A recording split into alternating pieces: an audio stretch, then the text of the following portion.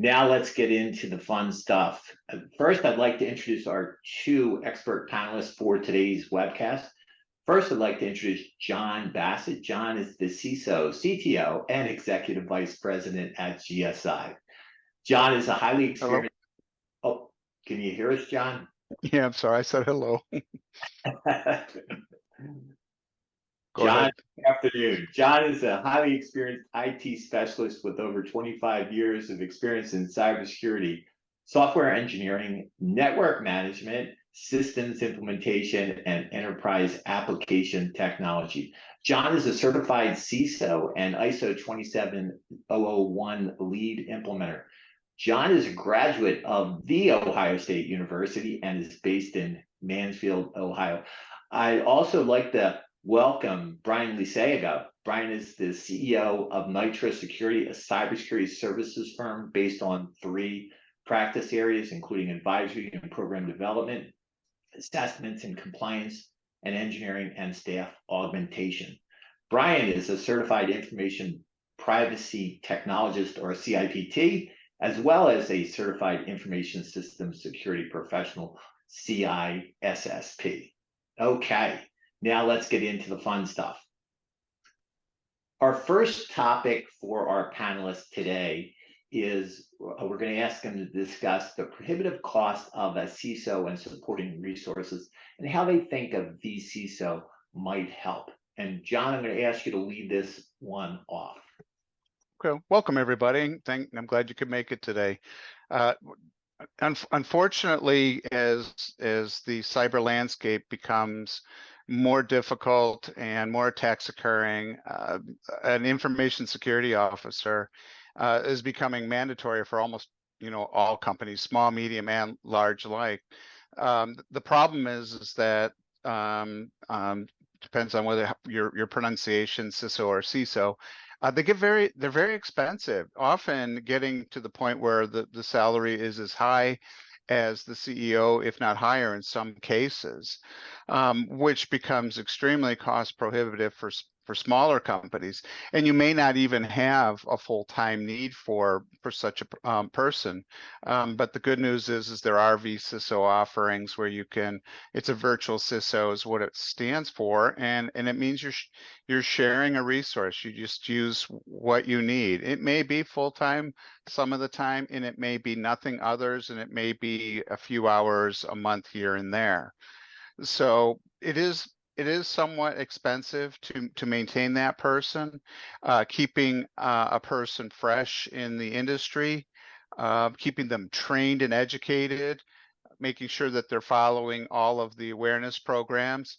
And while these costs can be significant, you also need to weigh those costs against, the risks of not having or investing in the underlying technology.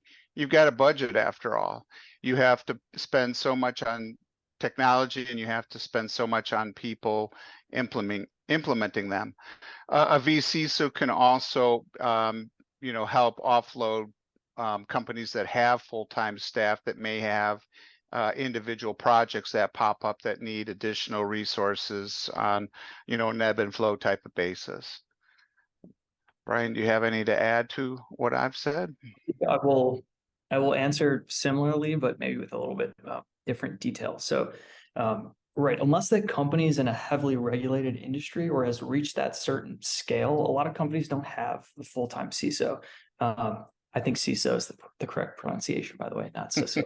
We can argue about that later. Fair enough. That's a security manager. Sometimes it's a lead security engineer. Other times it's software engineers and sysadmins just doing that security work part-time. So I think the reality of the risk facing that most of these companies is not just right of how do we justify the salary of a full-time CISO, right? If the risk isn't there and present, it can be hard to do. Now, that's not to say you don't need any security, right? Of course, every company needs security, and it should come down to a cost risk analysis. And the way to think about that simply is for risk mitigation costs, let's say 50 grand, but the risk being realized would result in a financial impact of 20K. Well, it doesn't make sense to implement that particular risk mitigation.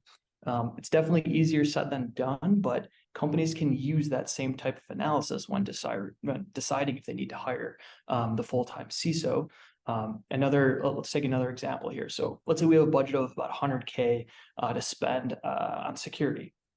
That includes people and technologies, but you don't have CISO and you don't have endpoint protection solution. So one, that's not enough salary to hire the full-time CISO. And two, the risk of not having the endpoint protection software could be ransomware worming through every aspect of your network, grinding your operations to a halt. So the right choice, of course, is the latter. And with those leftover funds, you can continue paying the vCISO that helped you come up with that Yeah, analysis. you have to have endpoint protection nowadays, and everybody. There's nobody in this world that doesn't need it. Awesome. Next Well, question, Bill. Yeah.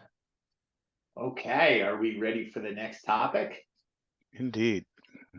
Bring up my screen here real quick. And our next topic for our panelists is lack of in-house cybersecurity expertise. And again, how a vCISO, may be able to help.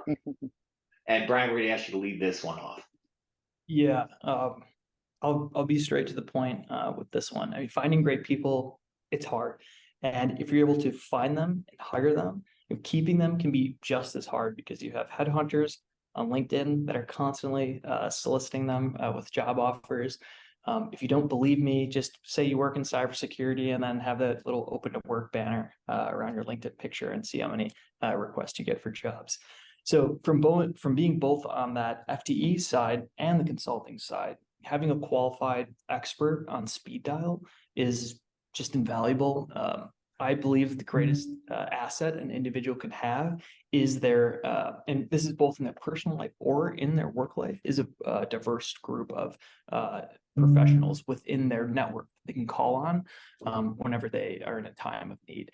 And maybe the CISO may not be an expert in one particular domain pertaining to the issue that you're facing, but they likely know enough to get you on the right track, and they probably have a subject matter expert that they could call on who may be able to solve that specific problem.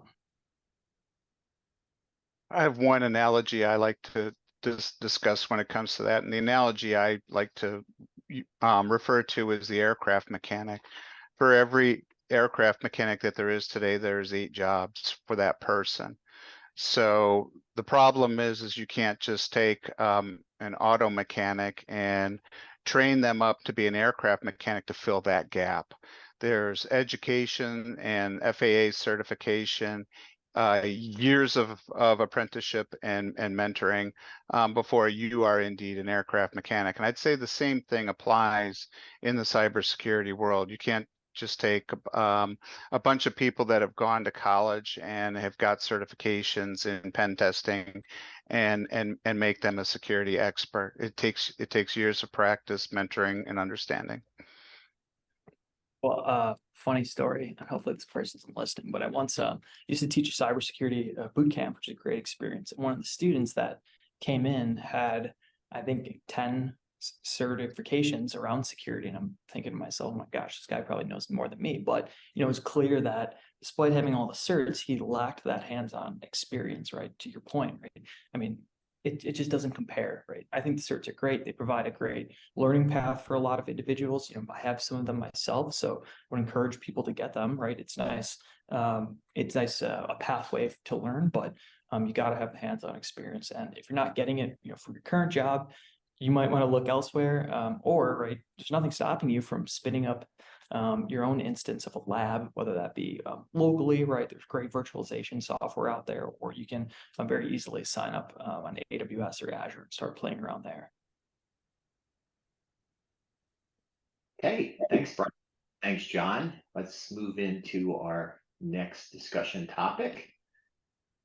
And let me share my screen. And that is the ability to navigate the complex cybersecurity landscape. And John, we're going to ask you to lead this one off. Yeah, it's multifaceted and it's continually evolving landscape, and there's a lot of influence by technological advancements. I'd say the biggest one in the last year is the, Chat GPT and generally available AI to both hackers and professionals alike. So the threat landscape is constantly changing. There's nation states and these and various different cyber criminals and hacktivists, people that aren't trying to gain money but looking for political motivation, terrorist groups. And it's hard to keep up with the people that are attacking you, how they're attacking you. There's emerging technologies, 5Gs in the last couple of years. Quantum computing is growing. The attack vectors are changing, and the areas of concentration, like in the last year or two, we've seen an exorbitant number of attacks on VMware infrastructures. People thought everything was all fine and dandy. I have my servers protected. I have all this stuff protected. Boom, left a hole in a VM, and now they're all of those other technologies have become practically worthless.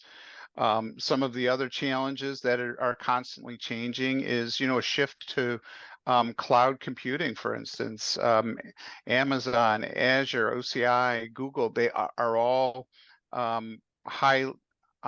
Those are highly available, easy to use platforms, and also reasonably protected hypervisors underneath. But you have to understand all of that and understand what are the ramifications of making those moves. Remote workers, with COVID and people stressing companies' capability to handle VPNs and using home computers to do work. It's constantly changing. International collaboration always changing. Mitigation strategies, multi-factor authentication. You hardly saw it 10 years ago. Now you're going to get hacked if your email even is going to get hacked if you don't have some form of MFA. So those are just some of the complexities of the landscape that I'd say, your average business, it's hard to keep up. Brian? Well said. I mean, the remote work piece in particular, I think had opened up a lot of areas around data loss prevention that companies maybe were ignoring or didn't have to think about because they assumed that, well, all my employees are in the office, right? So, right, there's no chance of them leaking this information. But we could probably have a whole separate webinar just on data loss prevention and the scary state that it's in today. But yeah, so I'll spin your response a bit too. So I think that, and maybe you mentioned this, I think in the earlier question, but unless your security folks at your company, right, spend a lot of time outside of work, learning about all these industry trends, the different cloud platforms, everything else you talked about, AI, it's likely that you're going to be several steps behind the ball on security innovation. And what I think is most important is around efficiency too, right? How well does your security team operate? And this could also mean being complacent in your security tech stack, which can ultimately refer to your investment into security solutions, right? Those limited dollars should be going towards effort that reduce the most risk within your company. And that investment needs to be continuously reevaluated. There's constant disruption and consolidation in that security industry. A good example of that, look at Palo Alto Networks, right? That used to just be a firewall company, and now they offer just about everything under that security sun. So it begs the question then, should your security strategy investment favor this best of suite offering like Palo Alto, or should it be disparate best of breed solutions? There's not necessarily a right answer. And also, another example I like to talk about a lot is this cycle of disruption and cannibalization amongst major cloud providers, where it seems like there's constant innovation happening. And I guess really complexity, right, that comes along with it. So this involves the upstart solving some type of common problem in AWS, for example. Then after a period of time, AWS comes out with that native service to address the problem, right? Therefore, it puts the upstart in a rather uncomfortable position, kind of what I like to call survival mode. But that's at least, I think, one area of navigating complexity, right? Is where do you spend those security dollars that, the vCISO can really help out with? So another piece, a huge benefit I see of that vCISO is tapping into their experience of working with many different companies. You know, when you have these employees that work somewhere for 20 years, they're loyal, they're awesome. So definitely not speaking poorly about those folks, but the vCISO, right? That experience should include working in different environments, whether that's on-premise, multi-cloud, hybrid cloud, and also the size of the environment. So you could have the same problem, but if you're solving it for 200 endpoints versus 20,000 endpoints, right, you're going to need to consider a lot of different factors in your solutioning, right, when you're solving for the latter.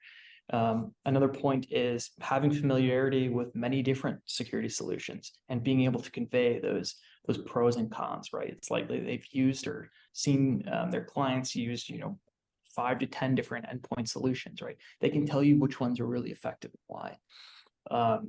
And the last point on that topic would be, which I think is most importantly, is that the vCISO has likely seen or solved those same challenges that you may be facing at many other organizations. So they can see how it applies in a particular industry, right?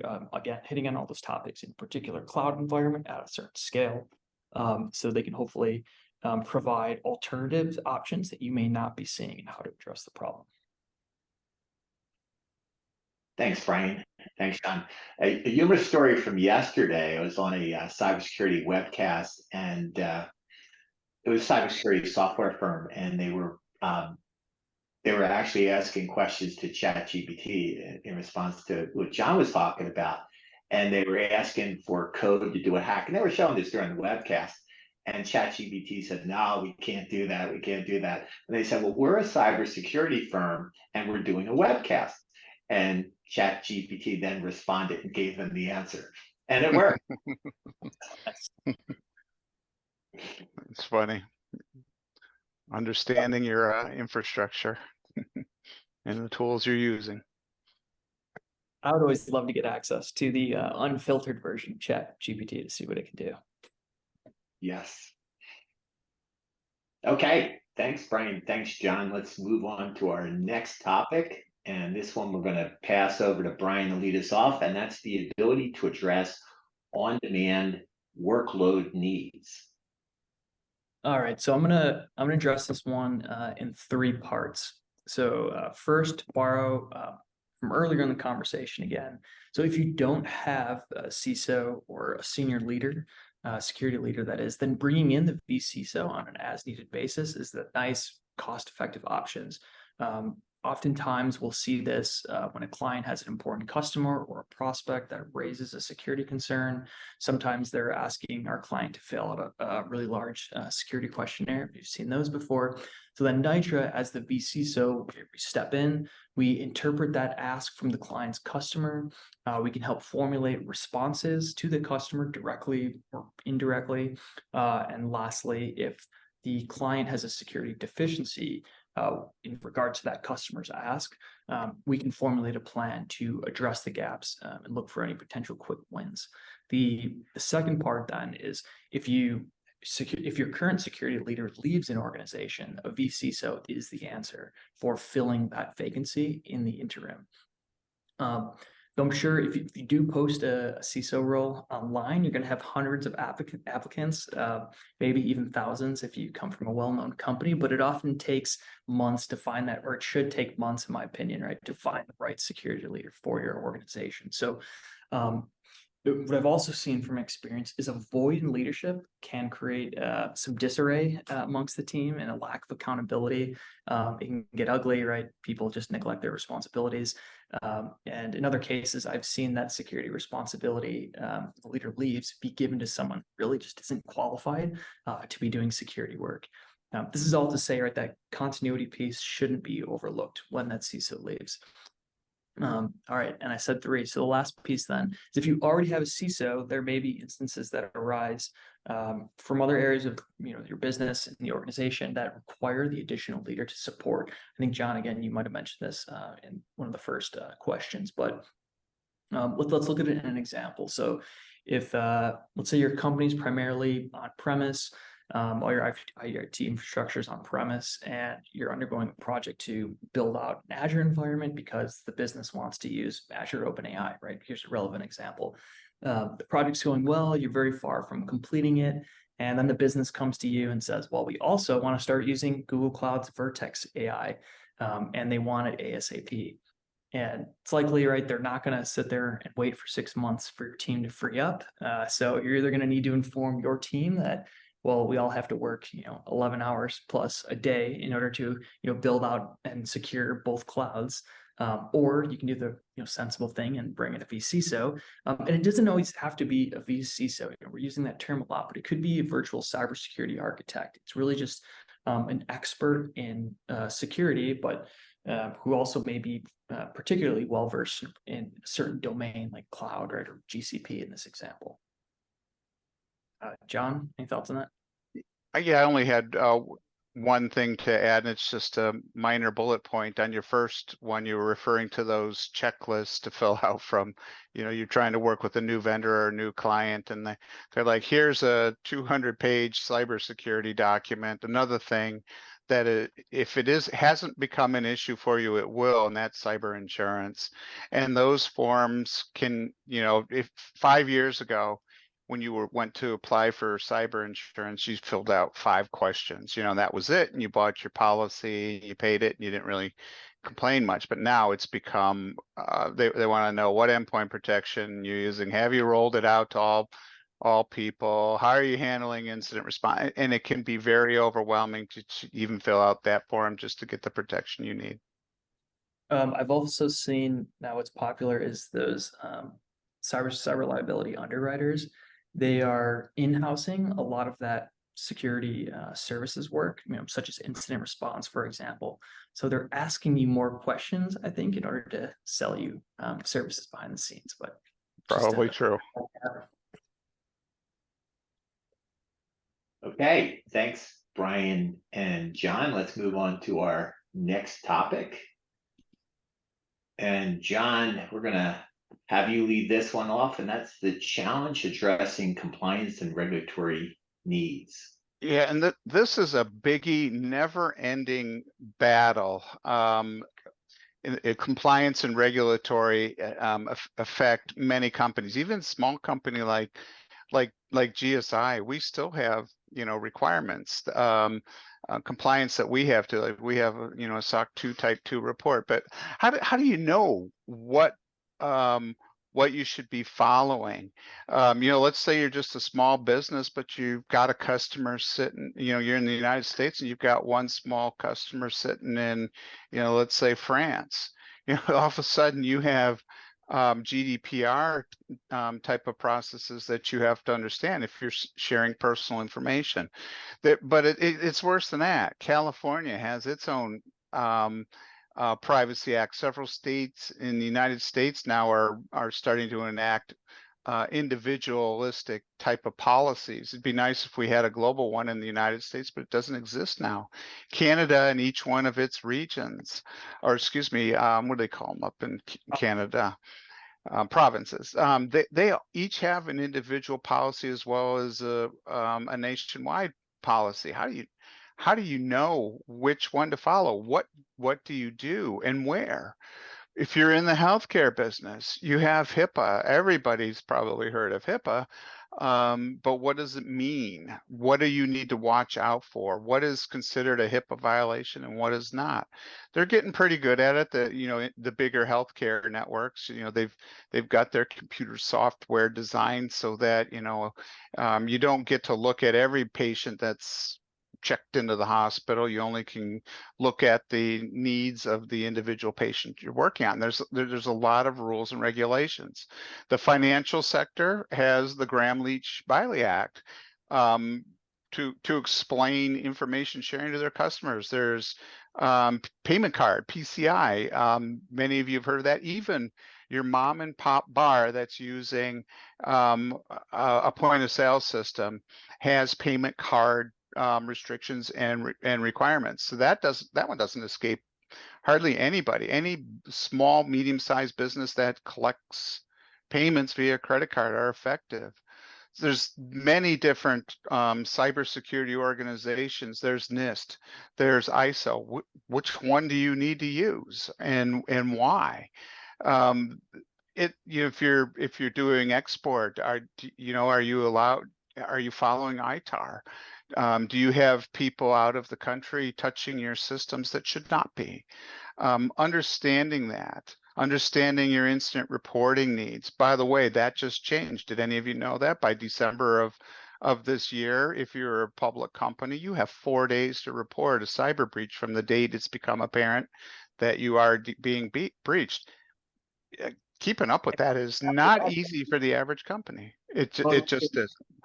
Go ahead, Brian. Also, on the public, that's interesting. You brought up the new SEC ruling, but it's not just reporting. It's when you have an incident, but it's also explaining how you do risk management at your company, right? So it creates a whole additional burden, and that's changing all the time. Yeah, it's the landscape's continually evolving. Companies need a continuous monitoring process to stay on top of everything, and it's tough to do, especially if you're sitting in your own island, so to speak, your own island being your own company, which does not always see what's out there until it's too late. So I won't rehash that, but I'll maybe focus on so where does that vCISO step into play? One, I think deciphering regulatory obligations and these industry specific compliance. I mean, John, you just rattled off maybe 20. Yeah, it was fast, right? It was an information dump. Go ahead. But it's like reading a foreign language to the untrained eye. So rather than trying to waste time figuring out what the heck this control actually means, the vCISO steps in and streamlines that effort, right? So instead of just, beyond just telling you, right, well, this is how to interpret the control, they can also guide you on how do you gather evidence to satisfy that control, where your gaps might be for that particular control, and most importantly, helping you resolve them, or at least giving you a plan of how to resolve them. And further, demonstrating compliance to the auditor is a whole nother ordeal, right? It's almost like a part 2 to this question. And many of the vCISOs are also educated in working with, the legal side of the equation as well, and the insurance. So not everybody gets hit every day, and you don't have a ton of experience. Well, exactly, right. And a lot of that depends on the auditor you may be working with. Sometimes it goes really great. Other times, the auditor may understand very little about your particular industry or the specific technologies that you're using to satisfy these control objectives. So if you're not prepared to guide that conversation and present the proper evidence to those auditors, that could lead to additional probing or scope creep, which opens the door to new or unexpected audit findings. So of course, you shouldn't be trying to deceive your auditors, though. That's not what I'm saying. Just more so, you need to be ready to take control of that conversation. And the way you do that is by being prepared. Okay, Brian, John, thank you. Okay, moving to our next topic, and that is communication with the C-suite. And Brian, we're going to ask you to lead this one. Now, I thought it was a C-suite serenade that involves John singing to the C-suite. I can't hold a tune, sorry. You've changed the name on me, Phil. So in my experience, right, for the security program to be successful, there has to be top-down support. So if the company leadership isn't 100% behind the mission of information security, you're going to face obstacle after obstacle. And that's not to say you won't ever face pushback, right? I think discourse from differing ideas is a good thing, but if the C-suite isn't supportive of the cybersecurity program, then you need to bring in someone who can garner that support by educating them in a language that they can understand. And if you're wondering, that language is, of course, money, right? So that's the financial impacts of the security incidents that it may have, directly on the company. Something like ransomware, again, I mentioned earlier, grinding the operations to a halt. Or it could be something indirectly, like a financial impact of customers and partners losing confidence or business, right? No longer willing to work with your company. And with, in the terms of customers, with e-commerce today, people have plenty of other options to choose from. So if you're a virtual only company, this becomes increasingly important. And the second part is, okay, so let's say you have the backing of the C-suite now. It's important that you don't lose it. So that requires you to demonstrate the return on investment or ROI that they have made into you and the security program. And I understand that cybersecurity is often viewed as a cost center, or similar to purchasing insurance. And look, I think there's truth in that. So don't get me wrong, but I also think that's a negative perspective. And if you come in with that approach, you're not going to win many allies with the case. So I think it's instead much more effective to present real data that tells a compelling story. So a good example of that could be, let's say you got some funding and you purchased an email security gateway. If you don't have one, you really should. Then you can present the number of blocked phishing, spam, spoofed emails, and in addition, you can convey a story of not only just the attack protection, but also the productivity gains for your employees. And of course, using some judgment here, but you can even take it one step further and drill into the data from the executives. An example of that could be, right, how many times an attacker had tried to spoof their email in communications to the rest of the company, or the employees of the company. And then one more example I can think of. So there's a popular SIM solution that's security information event management monitoring platform to aggregate all your logs centrally and do some correlation and analysis on them. Anyway, so there's a SIM platform that has a report showing the estimated number of analyst hours saved by their machine learning capabilities. It tunes out false positives. So to me, an executive should love to see that, right? Saying that, look how efficient we're being, right? We don't need to hire 10 more analysts because, we've used the dollars that you've given us wisely. John, any thoughts on that? Have a couple on the C-suite in some of my CISO training I use the CISO because that was the guy that trained me, uses that word. And it applies to if you're an in-house CISO or if you're a virtual CISO.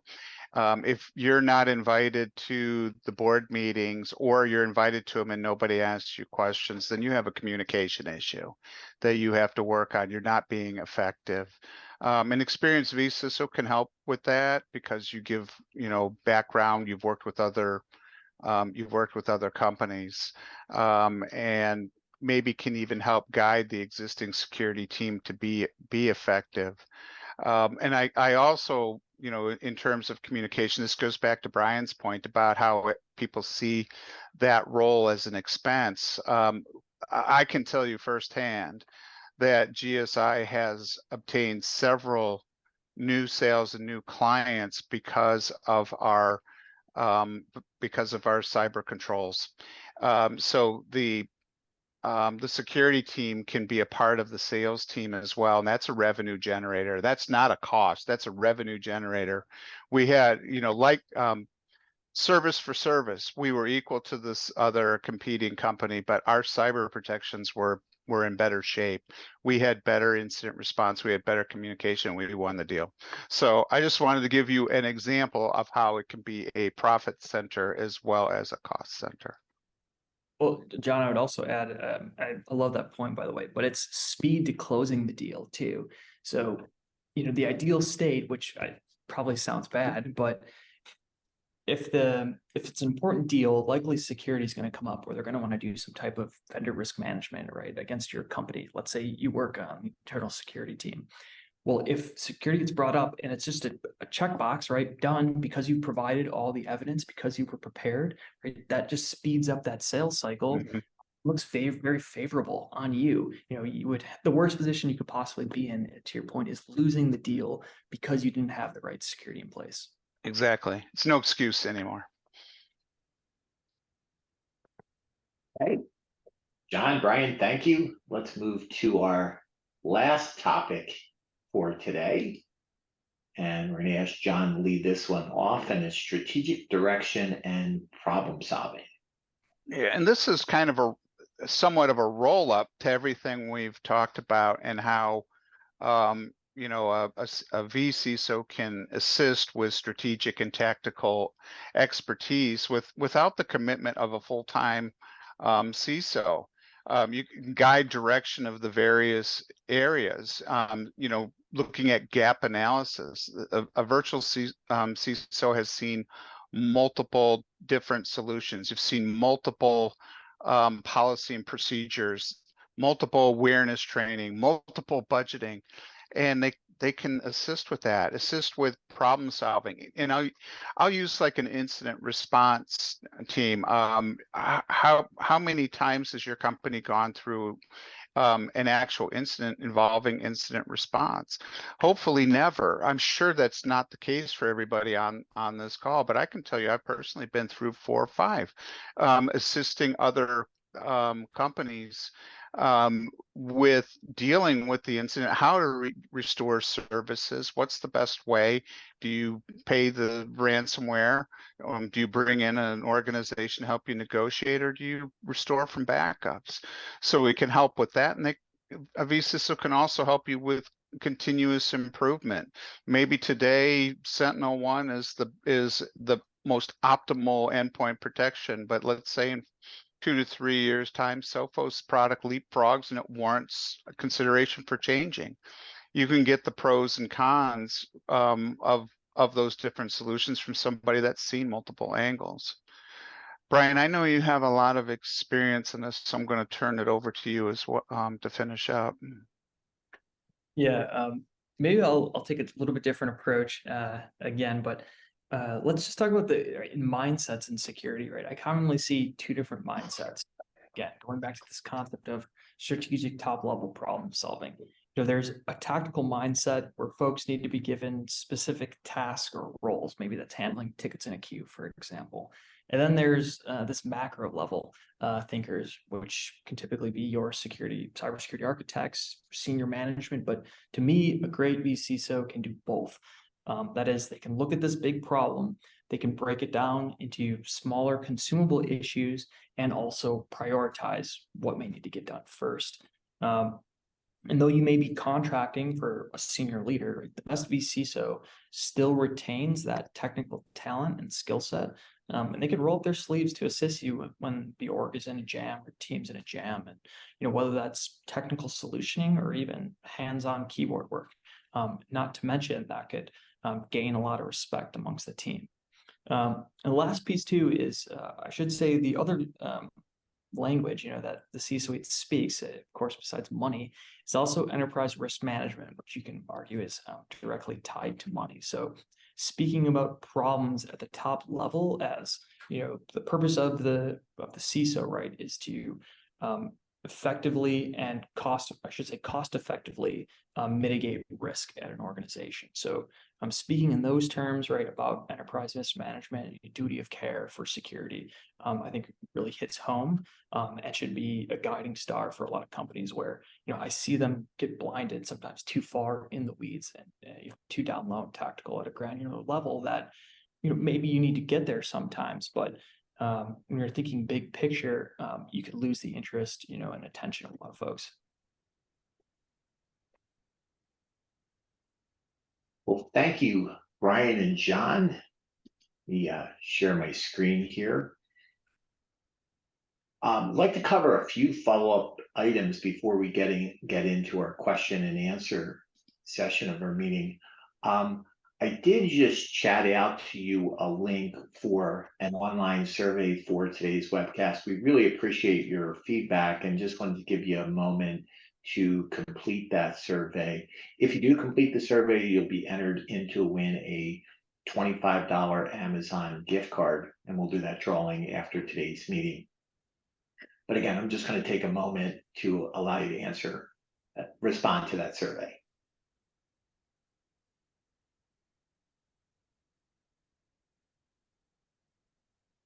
You need Jeopardy music. Do, do, do. John, and you said you couldn't sing. I can't sing. I can't hum either. I'm still upset that you can't get Jeopardy in a lot of streaming services. Sometimes they have some old episodes, but I would love to get more current on it without having to pay for cable. Mm-hmm. Okay, well, let's keep on moving here. Again, did have a couple of housekeeping items. did want to mention, if you would like to set up a complimentary consultation on how GSI can help address any of your cybersecurity needs, you can reach out to me via the contact information on your screen. I'll also chat that out to you as well. And there's a link as well you could click on as well. Okay, I did want to mention a few other things before we get into Q&A. Did want to mention to you, GSI provides extensive free educational resources. We have tons of webcasts. Earlier, I did chat out the link to our upcoming as well as our on-demand webcast. We have a monthly newsletter. We have a great YouTube channel, lots of great videos out there. John's highlighted in many of those, speaking on a lot of different topics. And lots of other activities as well, but did want to mention those. Also, if you would like to stay connected with GSI on our social media channels, you'll see those listed there. But with that said, let's move into our question and answer session. Now, I did mention that if you would like to still submit a question, you can do so on that Q&A icon located on the Zoom console window. Okay, well, let's get into our questions. Our first question comes in from Erica, and the question is for Brian and John is, how do you stay updated with the ever-evolving cyber threat landscape? I'll take just give a couple of quick answers because there isn't a really good answer. I would say that one of the areas that I get the most information is from online blogs and CISA. And that is going to CISA.gov, and that has got the latest. I get emails sent directly to me with ever-changing landscape, new threats found, new white papers and strategies, things like the cloud adoption frameworks that they provide. That's probably been one of the best. There's a few others that I follow. Personally, I follow this one called Hacker News. I'm a big fan of Roger Grimes, who happens to work for KnowBe4. He's always putting out free material, and I find he's always a half a step ahead of everybody in the industry. Brian, I'll let you comment. Yes to everything you said, but also talking to people is huge. It's too hard to consume everything. I think we have information overload as people and as a society today, right? You think about how much time you spend on phone, the computer, right? Mindlessly reading dumb news. And there's a lot of irrelevant news in the security space as well, if people are just trying to pump out content. So conversations like what we're having here, maybe it's attending a webinar, maybe it's going to a meetup, or just stepping back and maybe thinking big picture in addition to talking tactically about issues. I find one more fun and usually more thought-provoking. Yeah, this year I went to the RSA conference in San Francisco. Although I learned a lot, I'd say the keynotes were far better than the individual sessions that I attended. Getting perspectives from VP of Microsoft, who had anticipated the AI craze that's going on. Listening to some futurists speak on what's next for cybersecurity and computing in general, quantum mechanics. I thought it was expensive to go to that, but probably worth going every year. Okay, thanks, John. Thanks, Brian. Our next question comes in from Tomas, and the question is, this is a tough one. How do you handle situations where there might be resistance or pushback from in-house teams? I'm going to let Brian take that. John. So for me, this is true of any, confrontation, right? That's not just security related, but having some type of independent criteria like data is extremely important. With two opinions just going back and forth at each other, I don't think that solves a whole lot. But when you have data to look at, right? It's irrefutable, right? You can't get mad at the data. Well, I guess some people might be, like if you're talking about sales that are not doing so well, but there's usually some reasoning behind that, right? So you can shift that anger maybe towards the root of the problem of what that might be by presenting that data, and rather than just making general assumptions. So I think it's a good thing to have data and stay away from using arbitrary things like, well, everybody does that. Well, you have to be effective in advance too. I mean, it's too late after you've been hit. It's like, see, I told you so. That doesn't do anybody any good. So you need to get through that resistance beforehand. So I know, Brian, you've got good experience with that. Yep. Okay. Brian, did you have something else you wanted to add there? No, I'm good.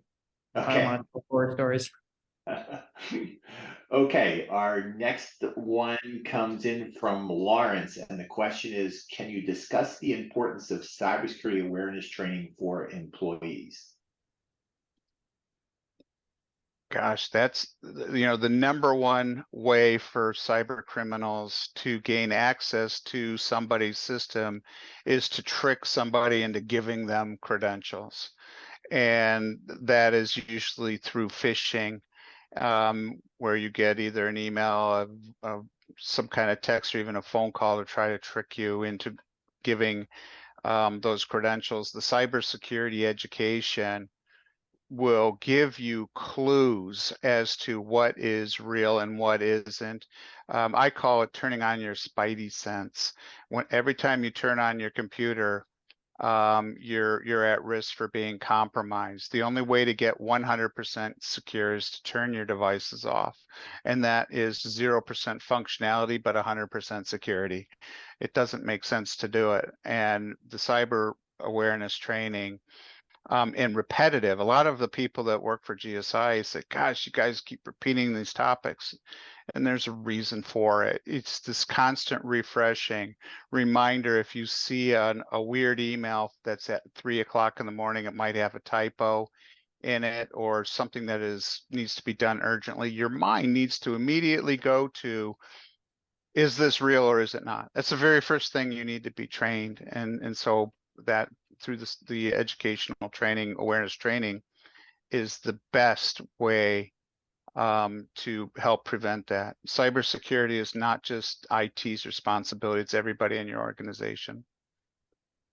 And what I would add to that is, while yes, you need to be doing this training, you should do the phishing campaigns I fully encourage that, but you shouldn't go in it with a mindset of tricking people or trying to, you can make it so hard, right? You know everything about the company, maybe you know people, what's going on in their personal lives, and you could make it easy, right, to phish somebody. But taking that approach is just going to make more enemies. It's going to make people upset. It's going to cause confusion in the organization. So just keep that in mind to focus on the training. And like John said, right, you want people to be fluent in cybersecurity, right? Fluent in that language of, it's basically, drilled in their memory of how to act in certain situations. When they get that email, they don't immediately click.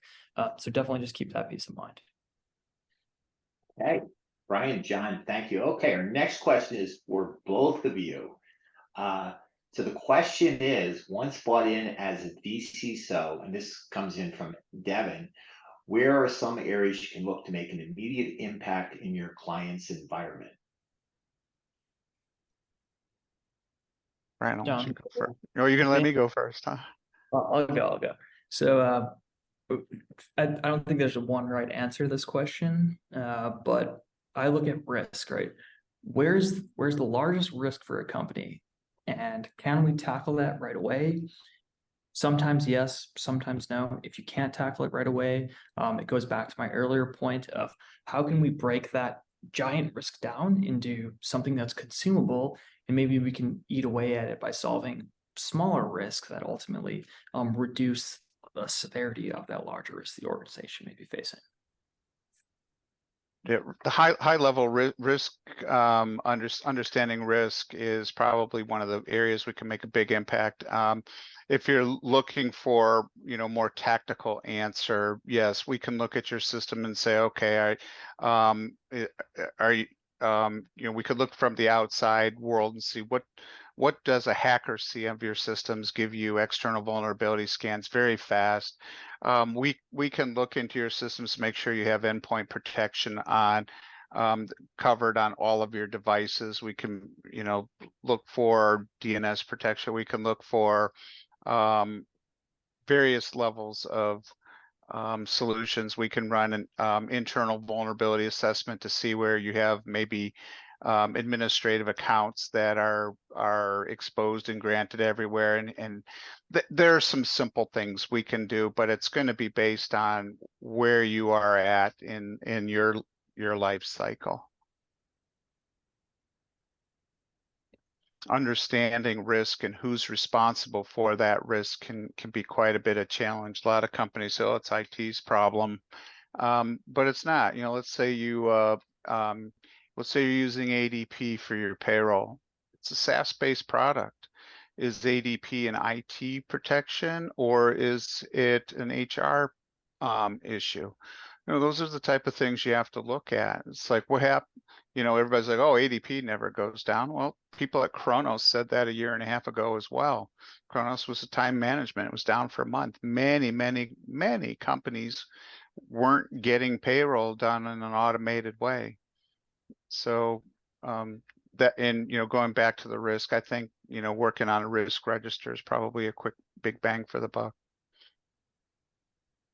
Hey, John, Brian, thank you. And that appears to be the end of our questions. I did want to mention to you that if you would like to set up a complimentary consultation on how GSI can help address any of your cybersecurity needs or challenges, you can reach out to me at the contact information below. I also chatted out the information to you as well, so you'll see that again in the chat. John and Brian, any closing thoughts or comments before we wrap up today? Just wanted to add one more thing to the recent question about vCISO. Many of the companies that we speak to have issues with the communication, which is why we spent a lot of time talking about communication with the C-suite. If you're having that problem, there's another area we can make an immediate impact. Is if you bring in an expert, sometimes that expert coming from the outside has a level of trust that might be hard to earn inside without bringing in an outside person. That's another way we can make an impact too. I don't even know if that's a problem of yours, but thought I'd at least offer it. Thanks, John. Brian, any closing thoughts? No, well said, John. Thanks everyone for the time today. Thank you, everybody. Okay, well, thanks again, everyone, for attending our presentation today. Have a great day. We will be sending out a copy of the presentation. Obviously, most of it was discussion, but we are also, you'll probably see it in the next few days, we'll be sending out a recording from today's webcast. Please feel free to share that, with any members of your team, and have a great day.